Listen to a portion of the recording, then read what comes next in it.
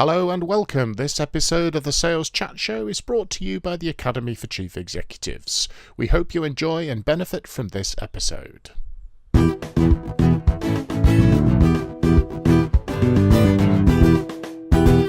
Hello folks and welcome to another episode of the Sales Chat Show, saleschatshow.com, driving your sales forward. And once again, I am here with Mr. Phil Jesson, who is so excited about recording this session. He's waving his arms around. I'm here, I'm on it. As though he's performing some sort of semaphore. So we will not be conducting this episode through the medium of mime. We will be speaking. Mr. Graham Jones is here and I'm Simon Hazeldine. And the topic for this session, pricing. Pricing, very important thing for salespeople. But Graham, you want to talk about decoy pricing. Yeah. Decoy pricing is what, please? It's having a price for something that you have no intention of selling, but which focuses people on the thing that you do want to sell. So in other words, you're giving them attention. So where we see this a lot is on the internet. So you'll see, for example, that you can have an item that's for sale in, bronze, silver and gold varieties.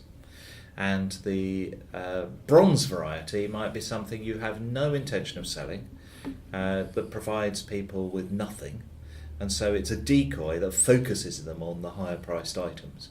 And so you use decoy pricing. So the way you do this is to produce something or have something that you could potentially sell, which almost nobody's ever going to buy, and it focuses them on buying something else. So presumably this has got some psychological research behind it, knowing you as I do. It does, yes. So there is plenty of psychological research on pricing, but if you've got a range of options that people can buy, their mind is going to wander. And you don't want their mind to wander. You want them to buy what for you is the most profitable thing for you to sell. Okay. And if you've got a range of things, what you don't want them to do is focus on bits of the range that actually doesn't provide you with as much profit. So you see decoy pricing a lot in the car sales sector. Yeah. So the car sales sector will produce a range of models, or say they will produce a range of models, and they do have to produce some of but the lower priced models, those basic models, will have lots of features missing from them. So they won't have necessarily, the fancy radio. They won't necessarily have air conditioning. They won't have the bits that the higher price models will have. And then, of course, the luxury model within that car model, the luxury end, that will have all the bells and whistles and everything added to it. What you really want people to buy is the mid-range model, because the mid-range model, you sell more of those, and actually they become more profitable to you. What you don't want to do is you don't want to sell too many of the high price models, because actually your profit in those is lower, because you've had to add all these extra features in, but you can't charge too much for them. And the lower price models, you don't want to sell many of those, because actually you end up spending a lot of money on producing something that's fairly basic, and that hits your reputation. So does this decoy pricing strategy then, I'm assuming it is something that will appeal to our listeners that are shaping pricing strategy within their businesses, but what about the salespeople on the ground listening to this who may not control pricing strategy? Is there anything that they can do within their day-to-day world that follows this decoy pricing principle? Well, one thing they can do, so I was working with a client recently who was selling two things, and they had two varieties of what they offer to people, and it was a consultancy service that they provide. And so what they were offering was a consultancy deal. So you wanted to buy a package, so you said, you do this bit of consultancy for me, and they'd give you a fixed price for that, and they'd say that's X thousand pounds and I'll do it. The other thing they sold was for you to buy a monthly packet, a monthly retainer, so that you could call upon them at any moment when you needed consultancy advice. And those are the two things they were selling. And I said, well, your problem is you haven't got a third thing. And they said, well, we don't have a third thing. And I said, but you need a third thing in order to focus people on the ones you do want to sell. So one of the things the salespeople can do is, if they've only got two varieties of something, they need to go back to the people who are doing the strategy to say, we need to invent a third, which we're never going to sell. So, for example, to my consultancy company, who were trying to sell these two different things, I said, you need to invent a third thing which you're never really going to sell, which will put people off that and focus them on what you really want them to sell. Because at the moment, you've given them a binary choice. And binary choices are really difficult for us. Ask anybody about Brexit. It's really difficult to make a binary choice.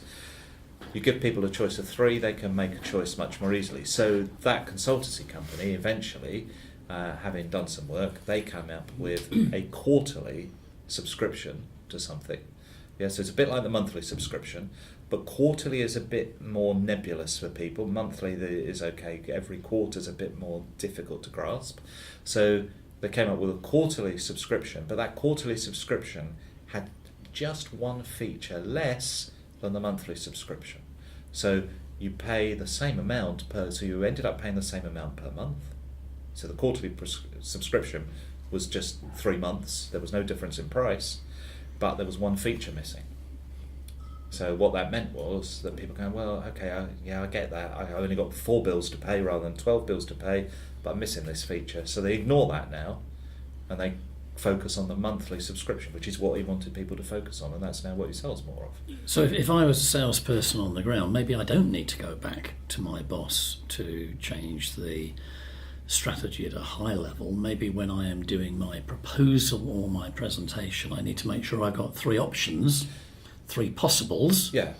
And the conversation following your guidelines will probably mean that of my 3 options, that I'm saying we can either do A, B or C, from what you're saying, if I structure that correctly, the prospect will probably eliminate 2 of those 3 and go for the one that I want. Precisely. So one classic test of this was done in America with students who were going to buy a subscription to The Economist magazine, and they were given 3 options in one side of the test. So the first option was a web-only option. So you get the magazine, but it's only on the web, digital only. Yeah. And that was something like $75. Yeah. And then you could have print only. And print only was $125. Or you could have the third option, which was print and web, which was $125. So you've got 3 options now, and clearly everybody went for the print and web. Of the people who wanted to spend more money, so a small proportion said, no, I'll only buy web, they spent the $75. But of the other 2 options, they're now both equally priced, but one's got more features than the other for the same price. So clearly everybody goes, well, I'll go for the one that's print and web, and I'll buy the print and web versions for $125. So in that situation, of the 100 students who were given this test, 85 of them chose the print and web version combined at $125. But when another group of similar students were given just 2 options, which was print and web at $125 and web at $75, 75 of them chose only the $75 option. Okay, that's interesting. So when you give people the decoy, so in that situation, the decoy was the middle one, which was print only. Yeah. Nobody's ever going to buy that because you're offering them something better at the same price. So your decoy price makes them go, I want that. Whereas without the decoy, they go, well, I'll go for the cheapest option. So 3 is the optimum thing here always when we're 3. helping our customers to make a buying decision. Yep. 3 choices is the optimum. Absolutely. One is too few, I suppose. It's that or Let's nothing. take it or leave it, yeah. 2 creates, I suppose, a bit of a dilemma. Which one do I want? Difficult choice. 3 gives me enough data and value, I suppose, to make a decision on which one it is. It almost becomes the line of least resistance, doesn't it? We make it easier for the customer to buy it.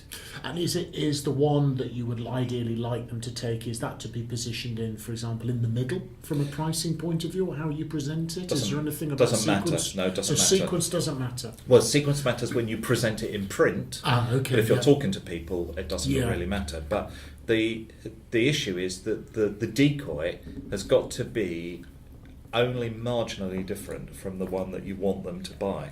Yeah. But it's got to have a feature missing, because what people value most is what they lose out on. So you have one feature missing, and they go, well, actually, that's a very similar price, but I'm going to lose that if I don't buy it.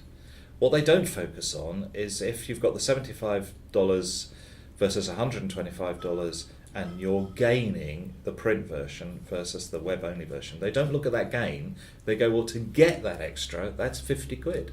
$50 extra.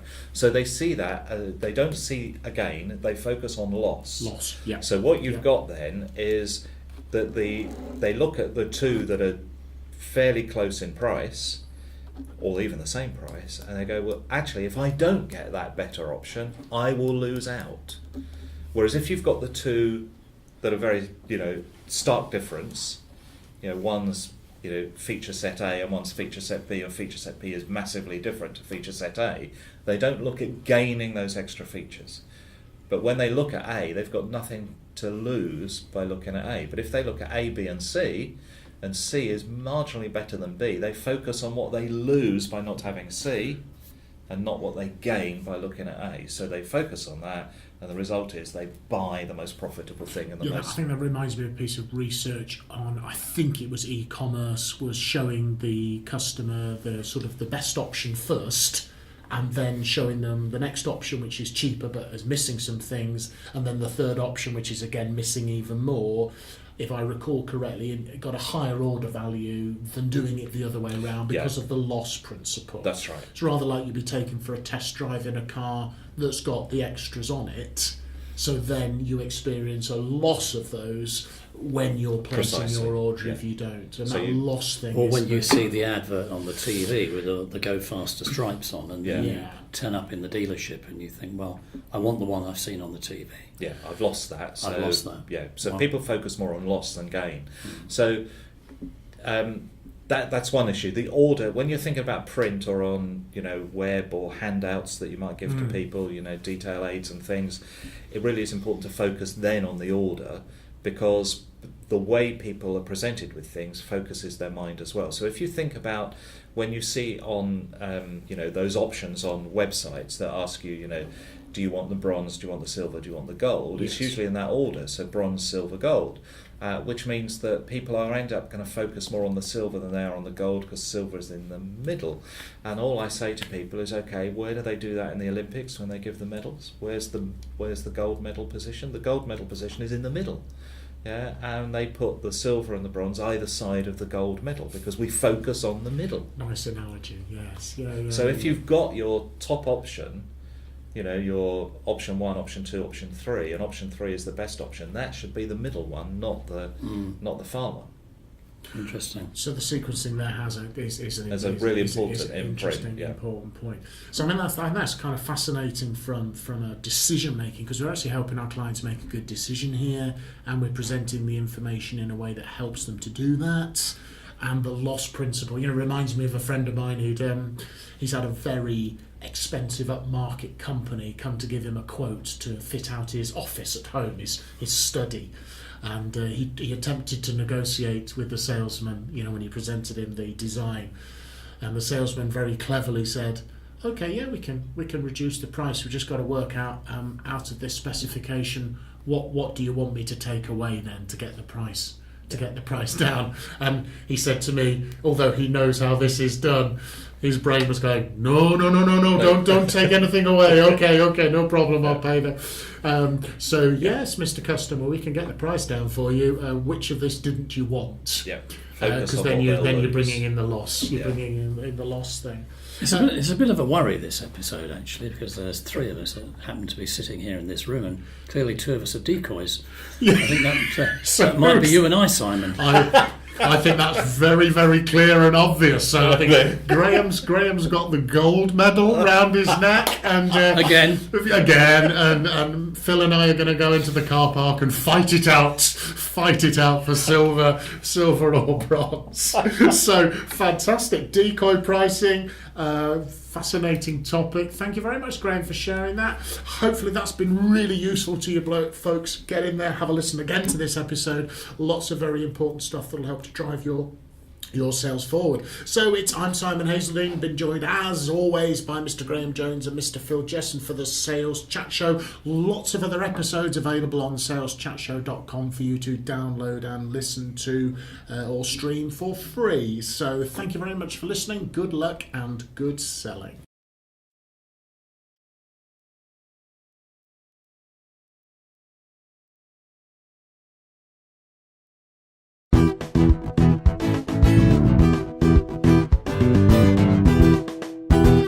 You have been listening to an episode of the Sales Chat Show. To stream or download a host of further free episodes that will power your sales success, please visit saleschatshow.com. Thank you very much for listening to this episode, and from everyone here at the Sales Chat Show, we'd like to wish you good luck and good selling.